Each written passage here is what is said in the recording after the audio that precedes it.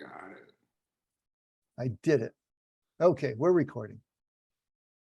Well, happy Wednesday, everybody. It's good to see your smiling faces. Doesn't Danielle look so bright and shiny today? Okay. Oh, you got your hair back. Maybe that's it. You're just looking so bright. Very nice, dear. She shakes her head. No, I'm not starting a joke or anything. I'm being sincere here. Still in my pajamas. Well, that's why you got good rest today. That's the whole deal. All right. Anything left over from last week? Anything you want to bring up? Hopefully we'll have Scott and for a little bit of this, and I know Randy needs to go in about 10, but you guys have anything to say for yourselves before you blow us off? I just wanted to come say hi to everybody, and I'll stick in there as long as I can. And just my body aches. It's just a general miserable feeling. Yeah, buddy. It's hard to be joyous. Thanks for dropping in for as long as you can. It's good to see your face. We've been missing you. I miss seeing all you guys too. I bet. Okay. Anything else anyone wants to bring up? All right, well then let's go to page 75. This is actually a very, I thought this was a very interesting chapter. And see how you all feel about it. He's kind of going into some personal stuff here, using himself as an example and using the Catholic Church as an example, his interaction, his 50 years with the Catholic Church as an example of necessary suffering, which on the face of it doesn't say much for Catholicism, but it actually makes sense when he gets into it. So, but he gets into some interesting stuff, and I'm not sure how far we'll get tonight, but we'll see if we get into some of those topics. So he's talking about necessary suffering, and he was talking about Carl Jung at the very top of the chapter.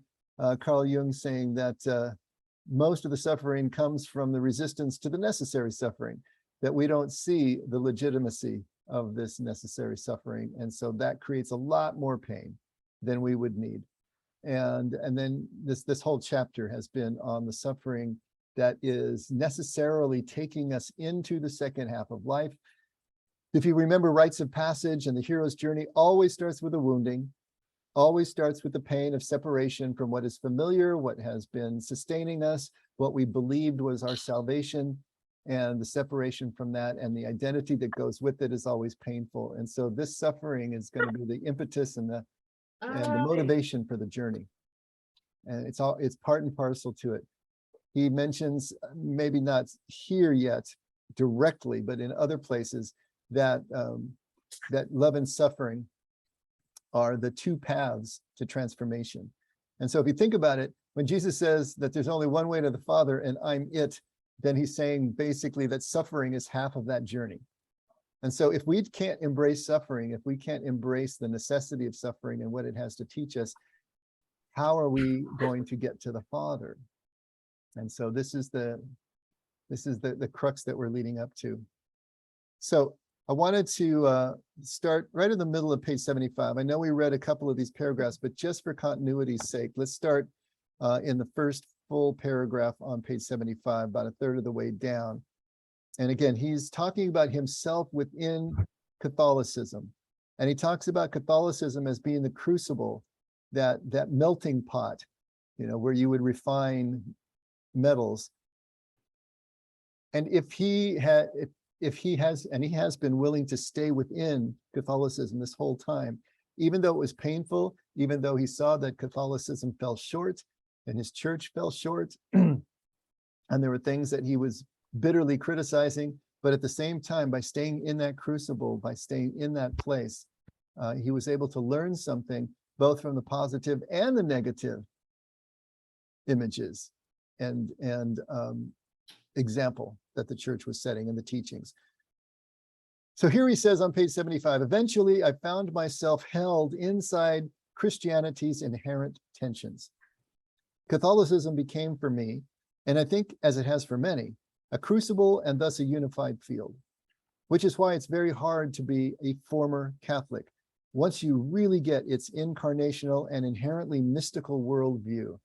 I here use Einstein's term unified field to describe that single world of elementary forces, principles, and particles that he assumed held together the entire universe of space-time. Einstein said that he spent his life looking for this unified field. Now, I'm wondering if we can, you all know the meaning of the word Catholic? Okay, so Catholic means universal. It can mean eclectic. It can mean diverse. It's like the entirety of something with all of its parts held together. And so some of you may remember the Apostles' Creed. Did anyone have to say the Apostles' Creed here when you were kids? All right. So you know the apostle, one of the parts is I believe in the Holy Catholic Church.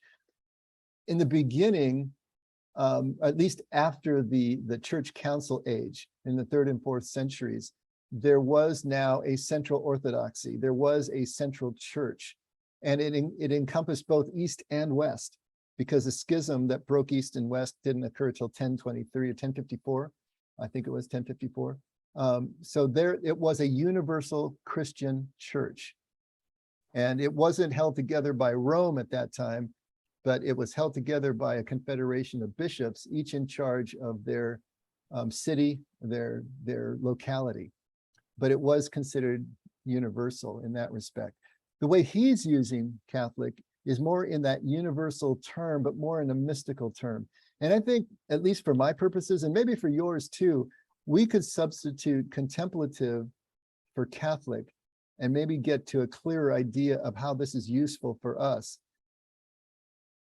It's very hard to be a former contemplative once you really get its incarnational and inherently mystical worldview.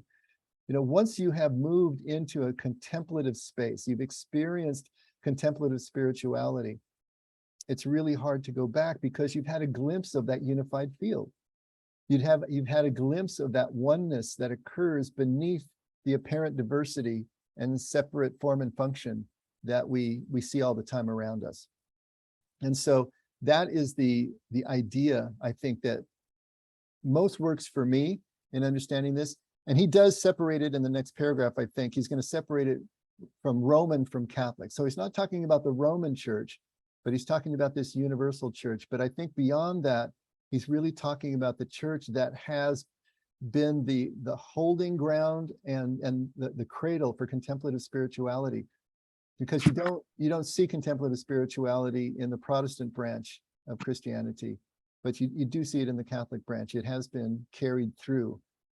It is starting to, and great news, it's starting to come back into evangelical circles. We're seeing a resurgence, and I think that's a really good sign that we're starting to pull things back together again, because they've been apart for too long. But anyway, that's just an aside there, and I think that helped me to get a sense of where we're going with this. And if it helps you, great. If it doesn't, just never mind the last 2 minutes. Hi, Lindy. Hi, Rosemary. It's good. Good to see you too. Thanks for stopping in. We are on page 75 of the book, Falling Upward. We're in the chapter Necessary Suffering, and we're going to be starting. We just read the middle paragraph. We're going to start again on the last paragraph. So he was talking about, it's very hard to be a former Catholic, a former contemplative, once you get its incarnational and inherently mystical worldview. Although its vision, this is the last paragraph, although its vision is often time-bound and its vocabulary very in-house, if you don't use our words and our definitions of those words, many Catholics hardly know how to talk to you. So that jargon, that Christianese that we have in each of our individual denominations. I still find that big picture Catholicism is often precisely that, very Catholic, very universal, right? And all-embracing, with room for head, heart, body, soul, and history. For all its failures, it's no surprise that the Catholic worldview, note that I'm not saying Roman worldview, continues to produce Teilhard de Chardin's, Mother Teresa's, Thomas Merton's, Edith Stein's, Cesar Chavez's, Cory Aquino's, Mary Robinson's, Rowan Williams's, Desmond Tutu's, and Dorothy Day's. I like to call it incarnational mysticism, Once you get it, there's no going backward because nothing is any better. And you notice this list, some of them are I suppose you could call them activists and social justice warriors, but most of them are contemplatives in that list.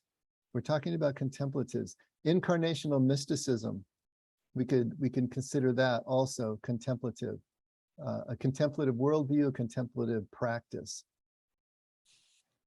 And so he's talking about the church, for all of its failures, at least has carried on this strain and been able to produce these kinds of people within the church. The pedestrian and everyday church has remained a cauldron of transformation for me by holding me inside both the dark and light side of almost everything, and by teaching me non-dualistic thinking to survive. It has also shown me that neither I nor the churches themselves really live much of the gospel, of the real gospel, at least enough to actually change our present lifestyles. It's just too big a message. Refusing to split and deny reality keeps me in regular touch with my own shadow self, and much more patient with the rather evident shadow of the church. I see the exact same patterns in every other group, so my home base is as good a place to learn shadowboxing as anywhere else, and often better than most. Intellectual rigor, a social conscience, at least on paper, and a mystical vision are there for the taking. Catholicism is the one true church, only when it points beyond itself to the one true mystery, and offers itself as the training ground for both human liberation and divine union. Many other religious groups do the same, however, and sometimes much better. So one of the lines that stood out to me, he's talking about how the church has taught him by both light and dark, and his refusing to split and deny reality keeps me in regular touch with my own shadow self, and much more patient with the rather evident shadow of the church. Any ideas what he's talking about there? What is this refusing to split and deny reality that keeps him in touch? Any idea where he's going with that?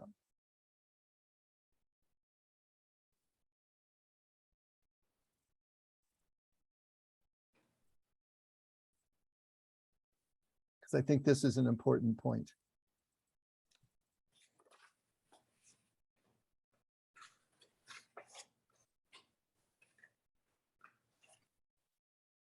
So let me ask it this way.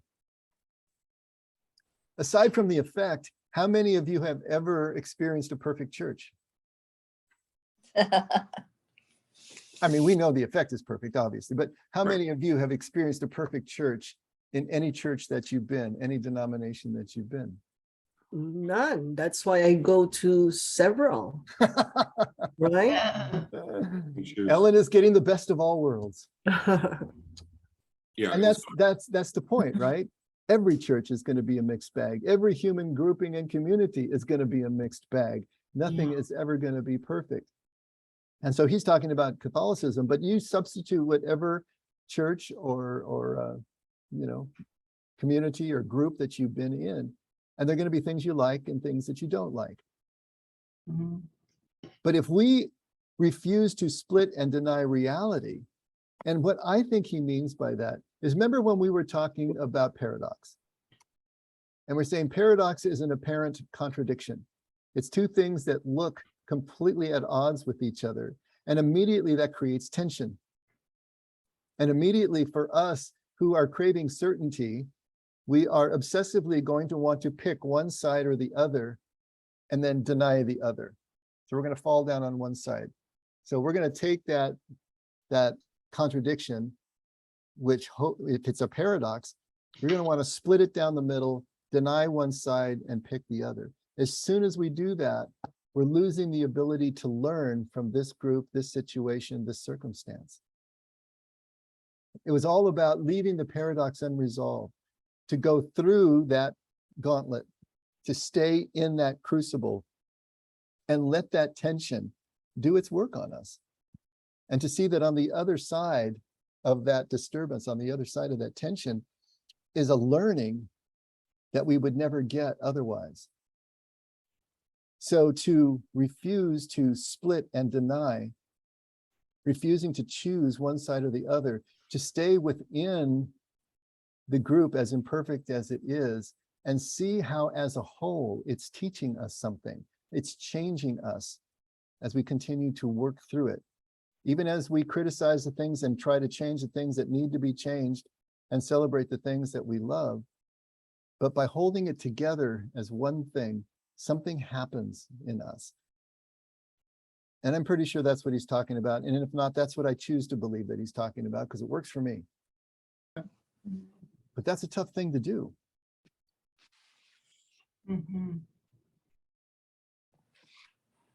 True. And he's saying, you know, it's not just my church. He says, I see the same exact patterns in every other group. So my home base is just as good a place to learn shadowboxing as anywhere else. In the first part of my life, I treated life as a, oh, now I'm not going to be able to think of the term. Anyway,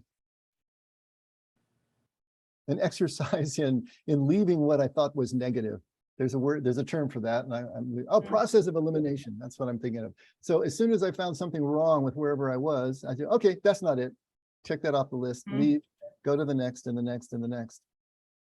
And it wasn't until I got to the church that I was actually ordained at, that even though I saw the things that was wrong and my first impulse was to flee, there was something in me said, you know what, I think I got to stay. And I did. And I learned, just as he's talking about this, from the negatives as well as the positives. And ultimately I did have to leave, but at the time that I finally left, it wasn't just a fleeing something that was giving me a disturbance or something that was offending me. It was now because I knew I needed to go to the next thing. And staying in those places and staying in community, there's so much to be said for that.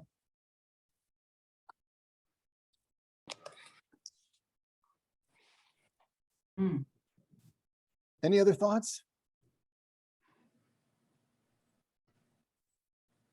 Oh, I love Rosemary's background. Look at all those books. That is so cool. Yeah. Yeah, except you won't find the one we're reading right now because I gave them all away. Do you But even I have just one? ordered more, so Falling Upward is coming. Okay. So you're just listening along? You don't have it in front of you? I'm listening along. I do. Okay. I have read it, but I didn't read it. Like I didn't digest it. I gave it guess away. actually we need to introduce. Rosemary has found the effect over the last month. And so, hi, Rosemary. Hi. Hello. Hello. Welcome. It's so good to have you here. Yes. Okay, I did a lot of talking there. Any comments, any thoughts on any of that before we dive into the next section?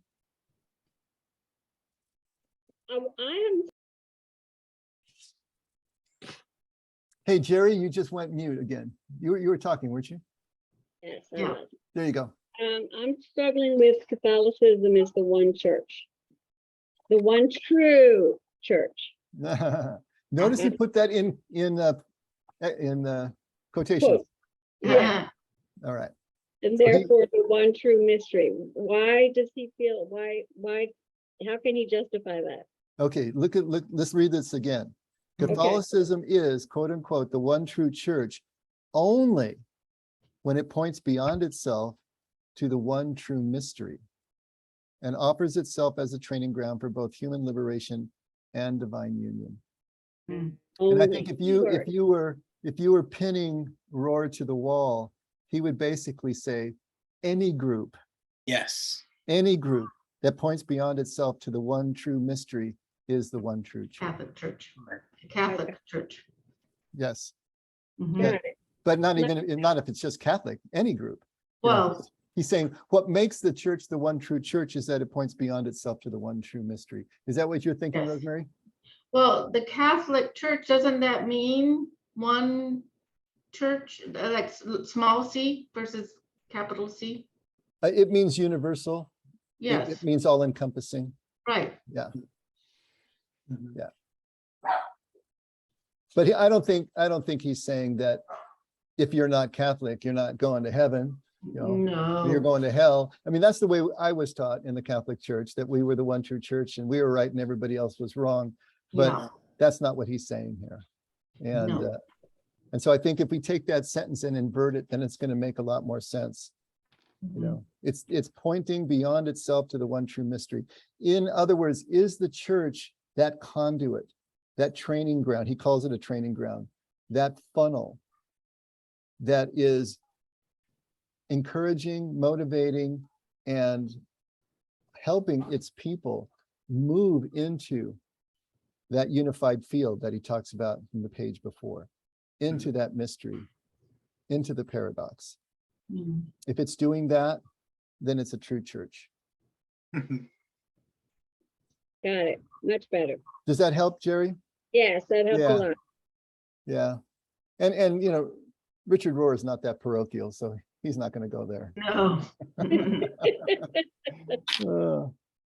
Okay, how about page 77? All creation groans, from Romans 8:22. Creation itself, the natural world, already believes the gospel, and that's believes in quotes, and lives the pattern of death and resurrection, even if unknowingly. The natural world believes, quote unquote, in necessary suffering as the very cycle of life. Just observe the daily dying of the sun, so all things on this planet can live. The total change of the seasons, the plants and trees along with it, the violent world of animal predators and prey. My own sweet black lab Venus today killed a little groundhog and brought it to me expecting approval. How could she think this was wonderful when I thought it was terrible? She dropped it with disappointment when she saw my eyes. Only the human species absents itself from the agreed on pattern and the general dance of life and death. What Venus had done would be disastrous only if I want to be perfectly rational and quote unquote progressive. Now, one thing I think we need to do here is we need to redefine the gospel, or define the gospel as he's talking about it. In that first line, creation itself, the natural world, already believes, quote unquote, the gospel and lives the pattern of death and resurrection, even if unknowingly. So we know that gospel means good news, but also the gospel was a stand-in for kind of the Christian theology, even in as primitive as it was in the first generations after Jesus. So this good news also includes the means for getting there to kingdom, to the Father. And it also includes the whole theology. Christ has died, Christ is risen, Christ will come again. And so that pattern of death and resurrection is also implied in the gospel. And so I think that's the fullness of what he's talking about here. If he's going to say the natural world already believes in the gospel, in other words, it's already acting out the shape of that pattern, the shape of that journey to the Father, the descent before the ascent, and so on and so forth. So that's that cycle of life that he's talking about. Now, remember, this whole chapter is about necessary suffering. So keep that in context here. He's trying to bring in, he's trying to make the case, he's trying to get us to see that suffering is an integral part of life that we need as much as anything else. Okay? Necessary suffering goes on every day, seemingly without question. As I write this in the deserts of Arizona, I just read that only one saguaro cactus seed out of 250,000 seeds ever makes it even to early maturity, and even fewer after that. Most of nature seems to totally accept major loss, gross inefficiency, mass extinctions, and short lifespans as the price of life at all. Feeling that sadness, and even its full absurdity, ironically pulls us into the general dance, the unified field, an ironic and deep gratitude for what is given, with no necessity and so gratuitously. All beauty is gratuitous. So whom can we blame when it seems to be taken away? Grace seems to be at the foundation of everything. This creative tension between wonderful and terrible is named so well by Gerard Manley Hopkins, as only poets can. Even the long title of his poem reveals his acceptance of the ever-changing flow of Heraclitus, and also his trust in the final outcome.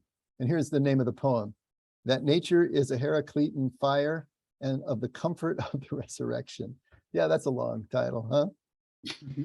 Now, in order to make any sense of what he's talking about, you need to know a little bit about Heraclitus, ancient Greek philosopher who was also a cosmologist and spent a lot of his time wondering about and giving arguments for the creation of the world, or why the universe is the way it is. His idea is that the universe is uncreated. It just always was and always will be and always is. And it's in a state of constant change. And fire was at the center of his cosmology, that there's this ever-living fire that's just always been present at the heart, and all things are exchanged for fire, and fire is exchanged for all things. And so you have this universe that's always changing form, back and forth, death to life, life to death, changing matter and form, going into the fire, coming back out of the fire. And so in that cosmology, in that idea, Gerard Manley Hopkins writes, flesh fade and mortal trash fall to the residuary worm. World's wildfire leave but ash. In a flash, at a trumpet crash, I am all at once what Christ is, since he was what I am. And this jack, joke, poor potsherd, patch, matchwood, immortal diamond is immortal diamond. So riddle me that. What's he talking about? Is it making any sense at all?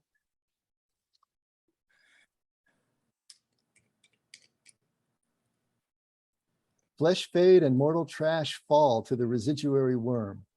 World's wildfire leave but ash. In a flash, at a trumpet crash, I am all at once what Christ is, since he was what I am. And this jack, joke, poor potsherd, patch, matchwood, immortal diamond is immortal diamond.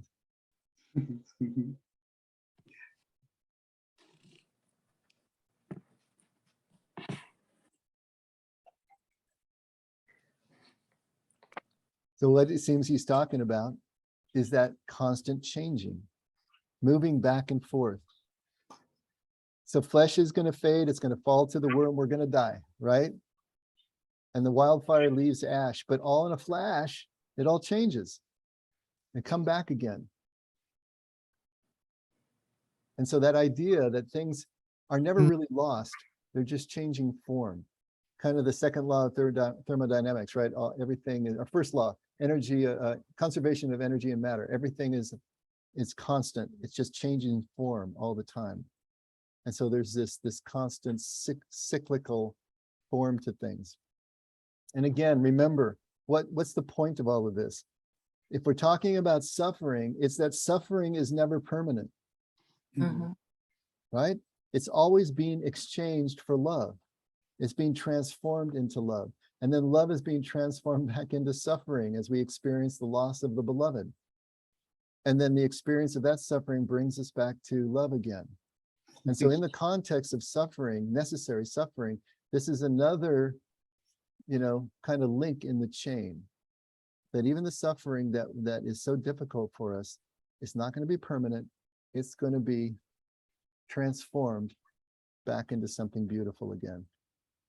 Dave, this is kind of, I don't know if it's fully related here, but I was watching a little clip with Jordan Peterson, and he was making the assertion that every good mother fails.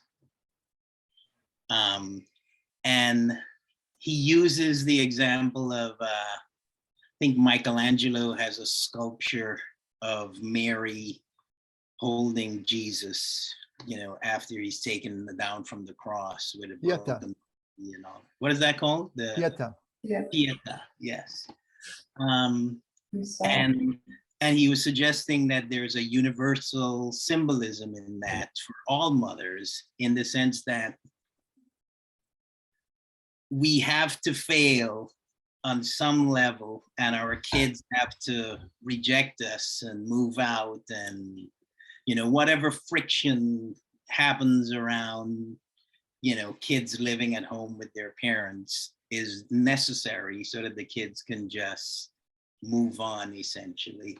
And the way he was describing it is, if the mother is too successful at mothering, the kid would want to stay at home. And that happens at the cost that can't be fully measured. It happens at the cost of his soul on some level, he was suggesting. So that, that popped into my head as you were describing this kind of love leading to pain, which leads to love, like that kind of cycle, essentially. I want to address this issue of the word necessary. Wait, address what now, Brady? I want to address the word necessary. Okay. Only because I think it only applies in the human experience. There's a forest fire, and we know that but for the forest fire, there's certain seeds that won't germinate unless there's the forest fire. And so if we see this thing of destruction and then growth, we can observe it. But the seeds don't know, they don't know what's going on. The trees don't know they're burning. We're unique because we observe this. If any one of us is suffering, it is not clear at that moment that it's necessary. At the time, you mean? At the time, Brady? At the time. Yeah. And so that's why I don't like the word necessary, because that would suggest that there's some kind of prospective vision of the necessity of the suffering. And that doesn't exist. If this exists at all, it's retrospective. And we can say that at some point later in life, but for that, I wouldn't be here today. Right. Or I understand it was necessary. But at the moment that it's happening,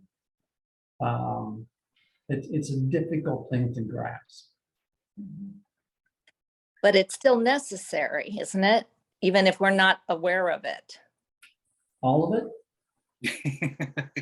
Well, it's just the fact that we do suffer, that is necessary. Suffering is something that does a work that only it can do, I think. Not entirely. We can grow without suffering, but I do think there are certain aspects to our growth that without suffering, we won't get there. So I think it's necessary. And when we're going through it, we question it. Brady, do you like Jung's legitimate suffering better than necessary suffering? Yeah. I'm sorry? Yes, I do. Okay. I like that better. I kind of get where you're coming from, but I know what Lindy's saying too. Whether we recognize it or not, the fact of suffering is necessary. Maybe not, we won't see in any specific case, especially as we're going through it, why this has to be necessary. And like you say, it's going to be in retrospect. Right. But it is legitimate, Right. Right. And then I still don't like the word. I would suffering say there's exists. Suffering exists. That is a fact. Suffering does exist. And it is a fact that people can grow through suffering. It is a fact that sometimes suffering can be transformative. Sometimes suffering can be entirely destructive right to the end. So, kind Yeah. I'm just saying it's a fact of life. All right. Yeah, I kind of know what it means. Like, it's not really necessary, but it's, to get to step 2, you're required to have step 1. It's a requirement. Not that I say you must do this, but it's the process. to be able to run the half marathon or the marathon, you must Suffer. learn, right? You must learn how to walk. Is it necessary? Well, I think it's just the word is you're required to be able to use your legs first. You know, I mean, it is necessary. It's a requirement, but I think suffering in general is the necessary thing, but I think that doesn't discount the fact that some of our suffering is unnecessary. Some things Yeah. we do on ourselves that we could have gotten away with not yeah. suffering. But Right. some I do think that, you know, when things are not impacting you in that way and there's no pain, we tend to not go deep. It just stays surface level, like nobody's suffering. Until you suffer, it's hard to really empathize with suffering of other people. No, I'd agree. I mean, like, I would go thinking about when people lost somebody. You know, you do you say the normal thing that you would do to somebody. Oh, gee, I'm so sorry for your loss. Oh, I'm so sorry for your loss. And I meant it, but I didn't really understand it and feel it until my mom passed. Then it's like, oh, wow, now I understand what you're going through. You know, before, you know, I never had anybody that I knew that close that I lost. So now all of a sudden when you lose your mom, now you understand all those times that I said, oh, gee, I'm so sorry. I'm so sorry. I meant it, but I really didn't feel it and enter it because I didn't understand the depth until it happened. Did that change the way that you responded to those people after you had that experience of loss yourself, Frank? I would say probably what it's since then when people have lost. Now it's easier for me to really understand and enter it with them versus in the past, I tried, but I didn't get it. You know? And going back to like, you know, they're saying, you know, it's a necessary evil, you know, so I don't know, maybe suffering is a necessary evil. Maybe, you know, sometimes, you know, nobody wants to do it. Nobody enjoys it, but maybe it is, you know, what it is. It just has to happen. That's easy to relate to in terms of what we're thinking of in terms of common suffering. But 12-year-old little girl gets sexually assaulted and becomes pregnant. That's suffering. Necessary? It's an unanswerable question, I think. But I'm thinking, necessary? Right. Hard word. But it's not like the word. It happens. I understand. And good can come from it. And there's certainly unnecessary suffering, as Lindy was pointing out, and as Rohr did before, and illegitimate suffering. And that falls along the line of us resisting the suffering and all the things that we do to avoid it sometimes. And that creates even more pain and more suffering, rather than actually moving through the stages of grief when we experience a loss of some sort and moving through it. It's interesting, you know, the example you just brought up, Brady. So many of these things are susceptible to the question of degree, aren't they? Yeah. I mean, within certain bounds, it makes sense, even logically and just kind of emotionally. But then you get into the more egregious, you know, offenses, and it's hard to continue to justify, legitimize, or see them as necessary. And so I understand that. Yeah. The And I thing is think, that, go ahead, William. Sorry, you finished? I'm good. I was thinking about the assertion that words are naturally dualistic. So by saying it's necessary, we're already imposing a value. And by saying by even calling it suffering, we're imposing a value. Because the examples he started on the previous page with, using the animal, like his dog hunting or his cat hunting or whatever, like there was the way he presented that was devoid of the value system that's in the words necessary suffering. It was just a happening. It was something that happened in nature.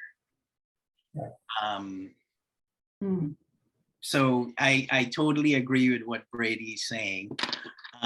Because there are things that will happen to us and it will be painful and we won't learn a damn thing from it. And then, you know, and other things happen. We learn. And that's the worst kind of suffering, the suffering that we don't learn anything from, right? So maybe we look at it this way and we say, okay, suffering is going to absolutely happen as sure as we're breathing. If you're drawing breath, you are going to suffer. And just like anything, that happens in life, he used the word absurdity to explain, or just to describe this life, with all of its excesses and all of its inefficiencies. Is there really any inherent meaning in the circumstances and the events that happen in our life, apart from us bringing the meaning to it? If a tree falls in the forest and no one's there to hear it, does it make a sound? Is there really any meaning if there's not a human consciousness to draw the meaning out? And I think it's the same thing with suffering. Suffering is going to happen. It's a fact of life. But are we going to draw any meaning out of it? Or are we just going to resist it and lament it the entire time? And so maybe suffering becomes necessary as we draw what we need to learn, that deepening that Lindy was talking about that occurs when we do move through, or as Frank was talking about. And that makes it necessary because now we've drawn something from it that is taking us further along our journey. But as a fact of itself, yeah, I mean, you can legitimately say what Brady said. Is that really necessary that that girl has to go through that kind of suffering?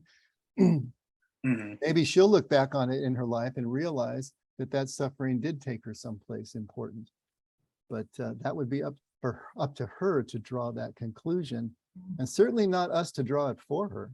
That would be another form of abuse, wouldn't it? It just seems, well, I'm glad, William, I'm glad you said what you said, because it is true. I mean, necessary, among other things, necessary seems to suggest intent. That there's a design to this. And I'm not really keen on that idea either. Yeah, me neither. I'm with you there. Yeah. But the other thing is, if we're going to say that suffering is necessary, for instance, in order to propel a person through time into a better place, a place where they've learned something, where they become something, what's that process?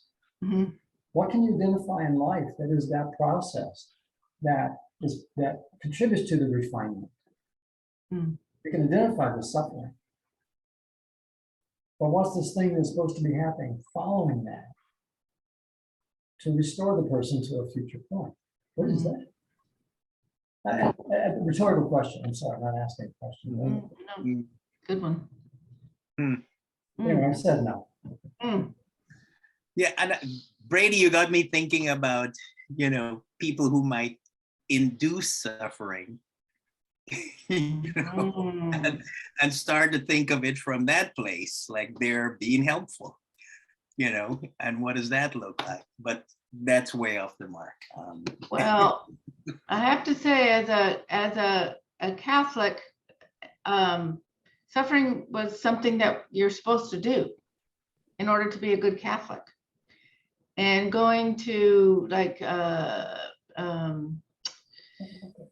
different pilgrimages, you see that people will go miles and miles and suffer in order to get to that place of redemption or whatever.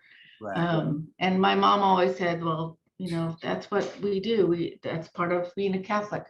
We suffer for Christ.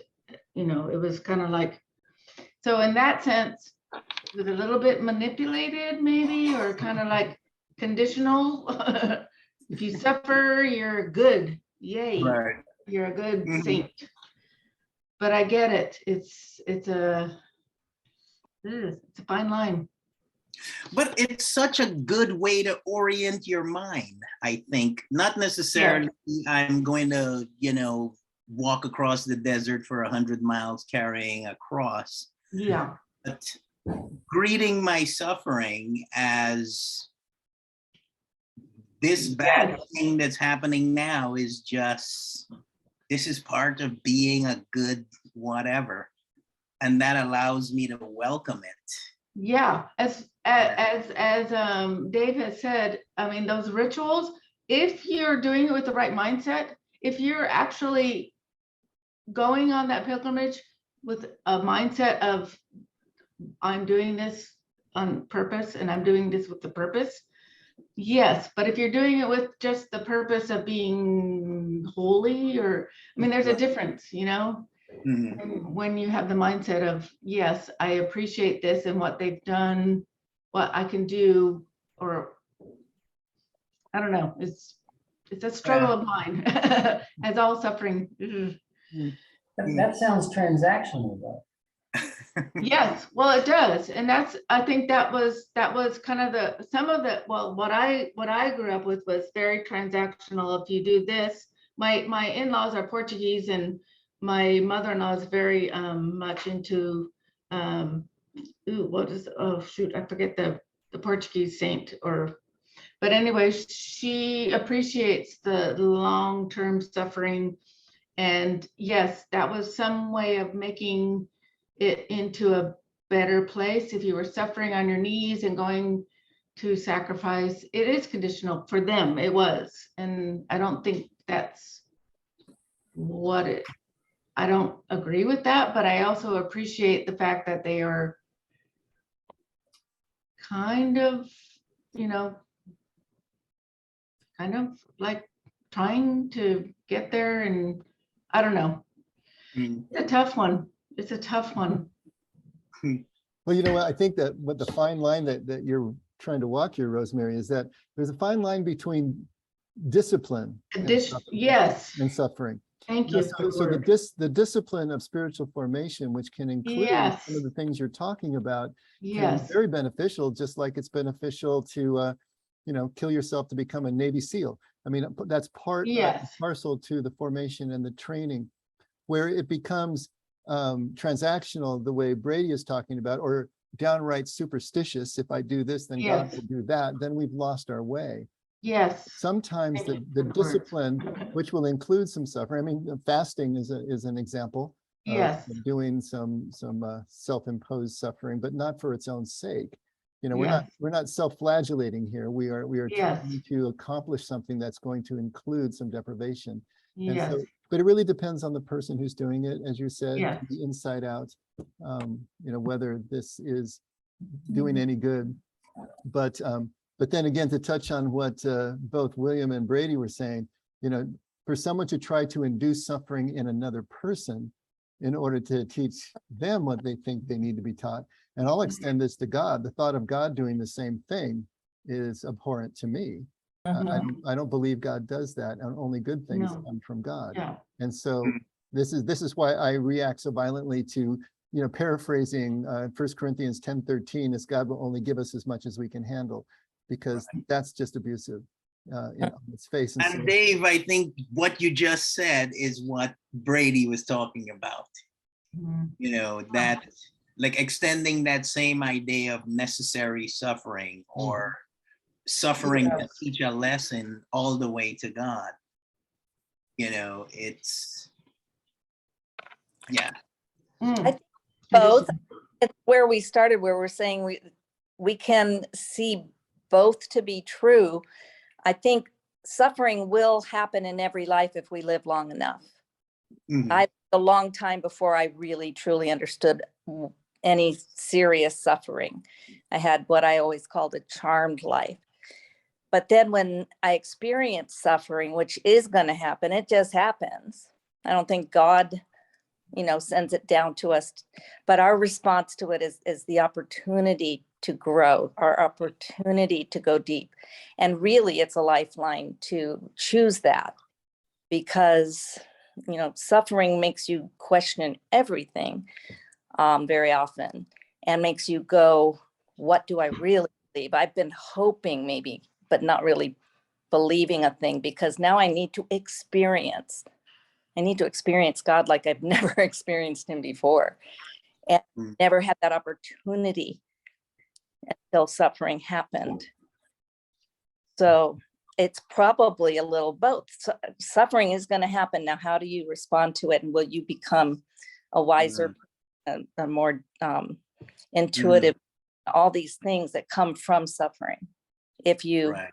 lean into it. My friend called me when my son was in a coma, and she offered what she could. She's more of a Buddhist background. She said, I think this is a Buddhist saying, Lindy, but I've heard it a lot, and I had never heard it, but she said the saying is, what you resist persists. And I just thought, what? I'm not supposed to resist what's going on. But boy, that stayed with me. It stayed with me. And I started to learn more about not resisting the suffering, but grasping what I could learn through it. And that was a process. It wasn't just a moment. It was a process. And anyway, that's where. Okay, I'm gonna add one more thing. I am too. And this may lead into what Beth wants to say, but in studying the experiences of people who are suffering, especially trauma experiences, there's some really interesting distinctions. And one is a distinction between even how the trauma victim responds, for instance, to acts of nature. If a tree falls, if there's a lightning strike, if someone drowns in a flood, if someone is killed in an earthquake, it's nature's indifference that leads to the death or suffering of that individual. But when suffering is the result of human design, there's a qualitative difference. And in those cases, and that's kind of what I'm thinking of, it's really difficult to look at this issue of necessary suffering. Okay, and what I would just add, and this is a good discussion, and I so appreciate everybody's input. For me, we go back to an innocent child who has been sexually and probably physically abused from a young age and does not have the capacity, because their life has been ruined, his or her life has been ruined. This person does not have the capacity to pull out of that. It just, now, do I think that's necessary for that child? Heck, no. No, I do not. And I think that they're so messed up for the rest of their life that they could not get to the point. Maybe some can. And there are lots of stories out there about people who can, but some cannot, because it messes your brain up so bad. So that's, that's kind of, I think, and we're talking about the second half of life here. So, I think we're on a different page, although I was sexually abused as a child, and it's pretty much messed up my entire life. So, with great love right here, and incredible spiritual moments and suffering, I've been able to work through a lot of it, but I think many people cannot. And so, it's rough. It's rough when you're hit as a kid with that kind of, abuse and physical and probably sexual. Mine was not physical, it was sexual. Right. So I had to do it in. So it's obvious that we're not going to answer all these questions here. I mean, there's no way that we can. I mean, if these questions were answerable, they would have been answered by now in some way that we could understand as being true, but they're never going to be answered. And, to use the word necessary or not, how it fits, it's going to seem like it fits certain things and it won't fit other things and so on and so forth. But we're not here to answer the macro questions. You know, I think as Lindy said, it really comes down to what's our personal response to the suffering that we experience in life, because that's what is going to teach us. And sometimes the experience, the suffering we experience is the suffering of somebody else, you know, and we're enduring that along with them. But what's our personal response? How do we see that suffering? How do we react to it? Do we draw any meaning from it? Is it deepening us? Is it pulling us along? Or is it something that we are resisting as evil, as something to be avoided? And I think that's the attitude that Rohr is trying to cultivate in us, but it's also the attitude that Jesus is trying to cultivate in us. He's trying to get us to understand there will be suffering. We don't need to go looking for it. You know, I've been really coaching people, especially in early recovery. You don't need to go look for service. Opportunities for service will come to you. You know, you don't need to go look for it. And you don't certainly need to go look for suffering. Suffering will come to you. Are you ready for it when it arrives? You know, are you ready to be able to move through it and see the purpose in the pain? I mean, I understand what you're saying, Grady. When it's created by human malice, it's a whole different category. And yet I think of Viktor Frankl and what he accomplished through Auschwitz, and to be able to come up with logotherapy and the whole idea of man's search for meaning as an outgrowth of that. And he said the ones who survived the death camps were the ones who found meaning in the pain somehow. So even then, in suffering that seems so absolutely unnecessary, arbitrary, malicious, however we're going to put it, our personal response to it can transform it, at least for us. If not blanket for everyone else, that's nothing we can do. So, but I'm so glad that you brought that up, Brady, because look at the discussion it engendered here.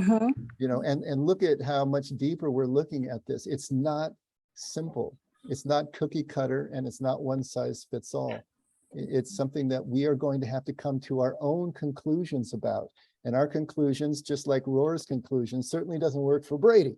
So, you know, and our conclusions aren't going to work for each other. They just need to work for us, you know. Well, one of my favorite, well, I'm not going to say my favorite verse, but one of my favorite verses is John 16:33. And that's where Jesus said, I can't remember the context, but you will probably, Dave, but in this world you will have tribulation. And it, in the amplified version, it goes on to many different other words. But then he says, but be of good cheer, for I have overcome the world.